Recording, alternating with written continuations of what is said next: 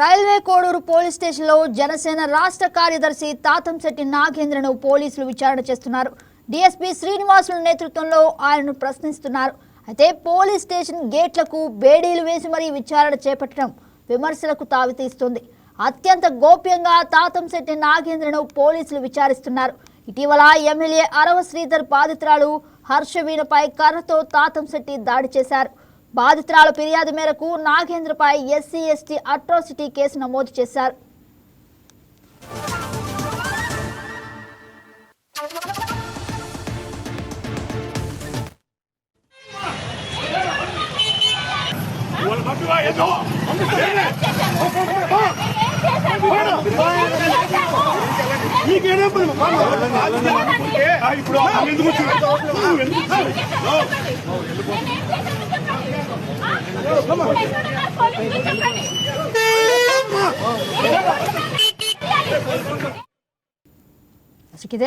దీనికి సంబంధించి మరింత సమాచారం మా special correspondent Durga Prasad live లో అందిస్తారు. Good evening Durga Prasad. నారా కోడూరు నియోజకవర్గ ఎమ్మెల్యే చాలా రోజులుగా సోషల్ మీడియాలో ట్రోలింగ్ ఎదుర్కొంటున్నారు. హర్ష ప్రవీణ్ అనే మహిళ తనపై కొన్ని ఆరోపణలు చేస్తూ పోలీస్ స్టేషన్ లో కూడా ఫిర్యాదు ఇచ్చింది. ప్రజెంట్ అదంతా హాట్ టాపిక్ గా మారడంతో జనసేన పార్టీ కూడా ఆ పార్టీ నుంచి ఆ ఎమ్మెల్యేని సస్పెండ్ చేసింది. సో ప్రజెంట్ ఆయన ఎమ్మెల్యేగా కొనసాగుతున్నారు.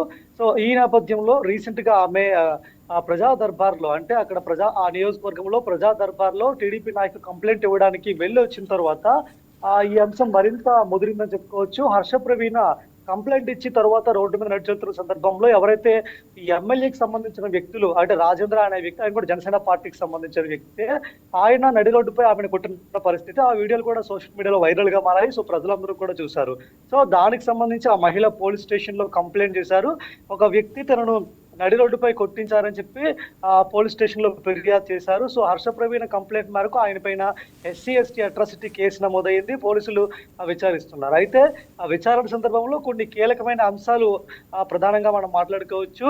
సాధారణంగా ఎవరినైనా అదుపులోకి తీసుకుని విచారణ చేస్తున్నప్పుడు జనరల్ గానే చాలా మంది సమక్షంలో విచారణ జరుగుతూ ఉంటాయి. కానీ దానికి విభిన్నంగా ఏదైతే station Nara Koduru police station లో విచారణ జరుగుతుంది. ఆ పోలీస్ స్టేషన్ బయట పోలీస్ స్టేషన్ గేట్ కి పూర్తిగా లాక్ చేసి లోపల సీక్రెట్ గా విచారణ జరుపుతున్నారు. అంటే నార్మల్ పీపుల్ కి ఎప్పుడు కూడా పోలీస్ స్టేషన్ గేట్లు తెరిచే ఉంటాయి. అలాంటి పోలీస్ స్టేషన్ కూడా ఇప్పుడు మూసేశారు. సో ఇంతకు ముందు చూస్తాం పోలీసులు కొత్త ట్రెండ్ మొదలు పెట్టారు. ఏపీలో ఎవరైనా తప్పు చేస్తే వాళ్ళని వెహికల్లో ఎక్కించి తీసుకెళ్లకుండా నేరుగా అంటే చెప్పులు లేకుండా నడి రోడ్డు పైన ఆ కాళ్ళ మీద నడుచుకుంటూ పోలీస్ స్టేషన్ వరకు తీసుకెళ్తున్న పరిస్థితి.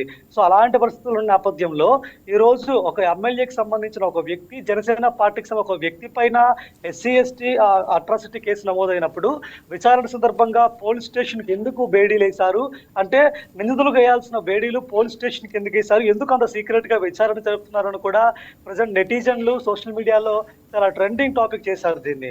సో దీనికి సంబంధించి ఒక హాట్ టాపిక్ గా మారింది. ఏపీ పోలీస్ వ్యవస్థ పైన కూడా ప్రజలు మాట్లాడుకుంటున్నారు. సామాన్యులకు ఒక న్యాయము, రాజకీయ నాయకులకు ఒక న్యాయమా అంటూ కూడా ప్రజలు ప్రశ్నిస్తున్నారు. Right Prasad, thank you for the update.